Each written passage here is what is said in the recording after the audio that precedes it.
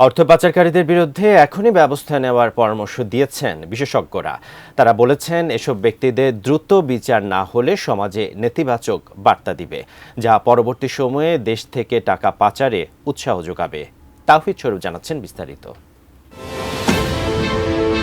দেশের অর্থনীতির শ্বেতপত্রে বলা হয়েছে, বিগত আওয়ামী লীগ সরকার আমলে অর্থাৎ 2009 থেকে 2023 সালের মধ্যে 23,400 কোটি ডলার বিদেশে পাচার হয়েছে।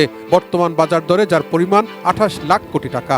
এই হিসাবে প্রতি বছর গড়ে পাচারের পরিমাণ 1,80,000 কোটি টাকা।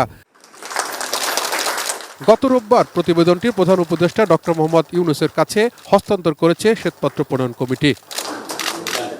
শ্বেতপত্রে বলা হয়েছে, দুর্নীতিবাজ রাজনীতিবিদ, ব্যবসায়ী, আর্থিক খাতে রাঘব বোয়াল এবং আমলাদের মধ্যে এক ধরনের চক্র গড়ে ওঠে। ঘুষ, দুর্নীতি, আর্থিক অপরাধ, মিথ্যা ঘোষণার আড়ালে বাণিজ্য, ব্যাংক থেকে টাকা চুরি করা, ঋণ নিয়ে খেলাপি হওয়া, রাজনৈতিক ক্ষমতার অপব্যবহার, প্রকল্পের খরচ বাড়িয়ে দেখানো, কর ফাঁকি দিয়ে অর্থ পাচার করা সহ 28টি পথে আর্থিক দুর্নীতি হয়েছে আওয়ামী লীগ সরকারের আমলে। এইটা জাতির একটা বড় ধরনের দুর্ভাগ্য।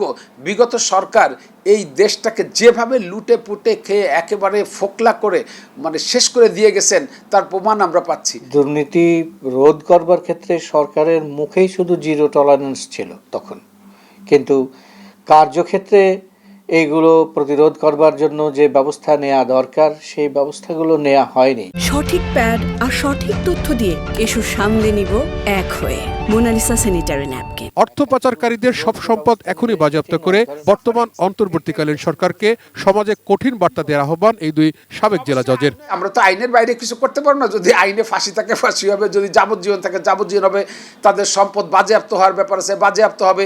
আমাদের আইনের মধ্যে থেকে যতটুকু সর্বোচ্চ স্ট্রিনজেন্ট মেজার নেওয়া দরকার, তা সব কিছুই নেওয়া উচিত বিগত সরকারের যারা এর সাথে জড়িত। সুষ্ঠু বিচার যদি না হয় এবং তাদেরকে যদি দৃষ্টান্তমূলকভাবে সত্যিকারভাবে সাজা খাটানো না যায়, তাহলে মেসেজটা যাবে খারাপ, মেসেজটা যাবে উল্টা, দুর্নীতিকে উৎসাহিত করবে। দুর্নীতিবাজ টাকা পাচারকারীদের এখনই থামিয়ে দেওয়ার সর্বোত্তম সময় বলে মনে করেন এই দুই বিশেষজ্ঞ। দুর্নীতির মামলায় তাদেরকে দ্রুত গ্রেপ্তার করা দরকার। তাওহিদ স্বরূপ, এটিএন নিউজ, ঢাকা।